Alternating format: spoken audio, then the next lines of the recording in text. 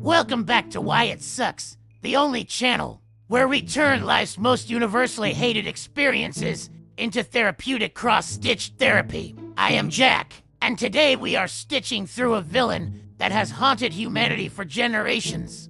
No, not politicians, not customer service lines, not printers. I am talking about something far worse. Something designed to sabotage peace, destroy joy, and remind us that time is a prison. That's right, warning alarms, why they suck, and how they are trying to ruin us all. And before anyone argues, let us be honest. There is not a single human being on Earth who hears an alarm clock in the morning and says, "Ah, what a delightful sound. Time to rise and seize the day." No, the only thing alarm sees is your will to live. Think about it. You go to bed with good intentions. You set your alarm like some obedient little worker bee. You even double check that it is set. Maybe even triple check. You tell yourself, tomorrow, I will wake up refreshed, energized, and ready. Lies, all lies. Because what actually happens is you wake up at 3 a.m. to check that it is still set. Then again at 5 a.m. Then at 6:58 you enter a state of fake sleep panic, waiting for the inevitable nuclear siren that will assault your ears. And oh, the sounds, alarm tones, are not sounds. They are psychological weapons. You can pick from factory defaults like industrial siren, soul-crushing radar, or that cheerful marimba that makes you want to throw your phone into the ocean. Some people think, I will pick a nice song instead. Bad idea. Because guess what? That song you loved will forever be associated with a trauma of dragging yourself out of bed against your will. Congratulations, you just ruined your favorite playlist.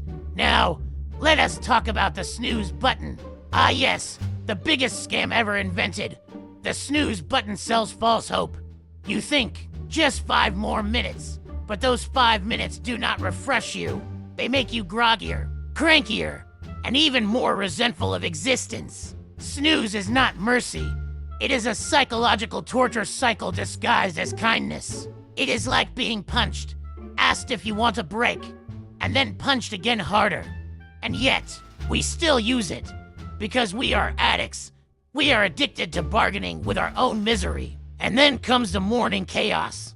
The alarm has ripped you out of peaceful dreams where you were probably flying, eating endless pizza, or living a life without bills. Now you are a zombie, stumbling toward coffee. Your brain is half asleep. You brush your teeth while scrolling emails. You will not answer. You stare into your closet with a haunting realization that all your socks have abandoned you, except that one mismatched pair that laughs at your suffering. All of this, courtesy of that alarm that told you to get up before your soul was ready. But let us break it down by life stage, shall we? Students set alarms after pulling all-nighters, only to hit snooze until half the semester is over. Working adults set alarms for commutes that feel like medieval punishments. Parents, forget alarms. Their alarms have names and scream mom or dad at 6 a.m. sharp. And retirees, they love to brag about how they wake up naturally now. Good for you. Bob, the rest of us are still chained to the clock. And do not even get me started on history. Humans started with roosters. Yes, roosters, nature's original jerks. Then came wind-up clocks, designed to jolt you awake with metallic clanging. Then we invented digital alarms, and for some reason, thought it would be fun to create ones that roll off your nightstand and make you chase them across the room. Or the ones that connect to your sleep cycle apps, pretending to wake you gently, but in reality, just guessing. Spoiler, technology did not save us. It only gave us more creative ways to hate mornings. But the real truth about alarms is existential. They are not just devices. They are symbols. Symbols of a world that demands productivity over peace. They remind us that our time is not ours. They force us into the grind whether we are ready or not. They are capitalism's way of saying, we own you. Get up and prove it. Every morning alarm is a tiny dictator, pulling us out of rest and pushing us onto the treadmill of endless work, endless obligations, endless exhaustion. And here is the thing: life without alarms. That is the dream. To wake up naturally, with the sun, with birds singing, not with your phone screaming like it is auditioning for a horror film.